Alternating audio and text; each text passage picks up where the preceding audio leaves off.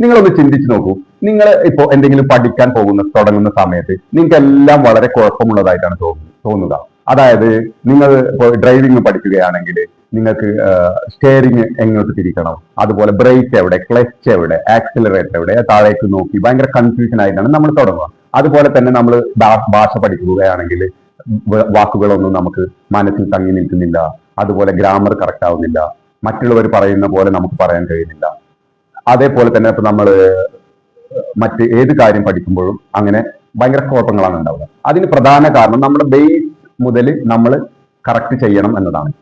നമ്മൾ ഏത് കാര്യം പഠിക്കാൻ തുടങ്ങുമ്പോഴും ആദ്യം അതിന്റെ ഏറ്റവും വലിയ കാര്യങ്ങൾ, അതായത് ഡ്രൈവിംഗ് ആണെങ്കിൽ ഏറ്റവും സ്പീഡിൽ പെട്ടെന്ന് ഹൈവേയിലേക്ക് ഇറങ്ങാനല്ല നമ്മൾ ശ്രമിക്കുക. അതുപോലെ നീന്താൻ പഠിക്കുമ്പോൾ നമ്മൾ നേരിട്ട് വെള്ളത്തിലേക്ക് എടുത്തു ചാടുകയല്ലല്ലോ ചെയ്യുന്നത്. അതുകൊണ്ട് നമ്മൾ എത്ര വലിയ കാര്യങ്ങളാണ് ചെയ്യാൻ തുടങ്ങുന്നതെങ്കിലും വളരെ ചെറിയ രീതിയിൽ നമ്മൾ സ്റ്റാർട്ട് ചെയ്യണം. ബേസ് നല്ല തറവാക്കി കറക്റ്റ് ആക്കിയിട്ട് വേണം നമ്മൾ മുന്നോട്ട് പോകാൻ. നിങ്ങൾക്ക് എന്തെങ്കിലും ഒരു പുസ്തകമോ അല്ലെങ്കിൽ എന്തെങ്കിലും ഒരു കാര്യമോ ചെയ്യാൻ ബുദ്ധിമുട്ട് തോന്നുകയാണെങ്കിൽ നമ്മൾ എന്ത് ചെയ്യണം? ബാക്കിലേക്ക് പോയി നമ്മൾ അതിന്റെ സ്റ്റാർട്ടിങ് ബേസ് എവിടെയാണോ, അതിന്റെ ഏറ്റവും വലിയ അടിത്തറ ശരിയാണോ എന്ന് നമ്മൾ നോക്കുക. അത് ശരിയല്ലെങ്കിൽ നമ്മൾ അത് കറക്റ്റ് ചെയ്ത് പെർഫെക്റ്റ് ആക്കിയതിന് ശേഷം പഠനം തുടരുക. അങ്ങനെ ആവുമ്പോൾ നമുക്ക് വളരെ ഈസി ആയിട്ട് ഏത് കാര്യവും പഠിച്ചെടുക്കാൻ കഴിയുന്നതാണ്.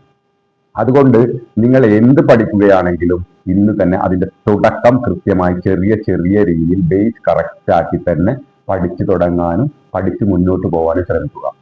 അങ്ങനെ നമ്മുടെ അടിത്തറ പെർഫെക്റ്റ് ആണെങ്കിൽ, ഒരു വലിയ ബിൽഡിംഗ് ഉണ്ടാക്കുമ്പോൾ അടിത്തറ പെർഫെക്റ്റ് ആണ് എങ്കിൽ എത്ര വലിയ ബിൽഡിങ്ങും നമുക്ക് അതിൽ ഉറപ്പിക്കാൻ കഴിയും.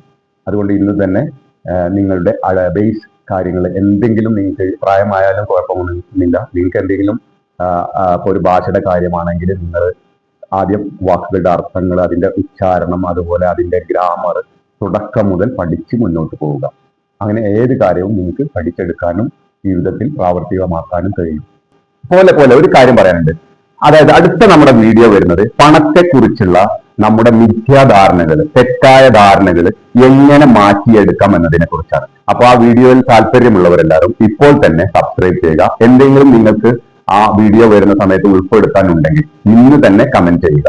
നാളെ ആ വീഡിയോ തീർച്ചയായും പുറത്തിറങ്ങുന്നതാണ്. Stay tuned.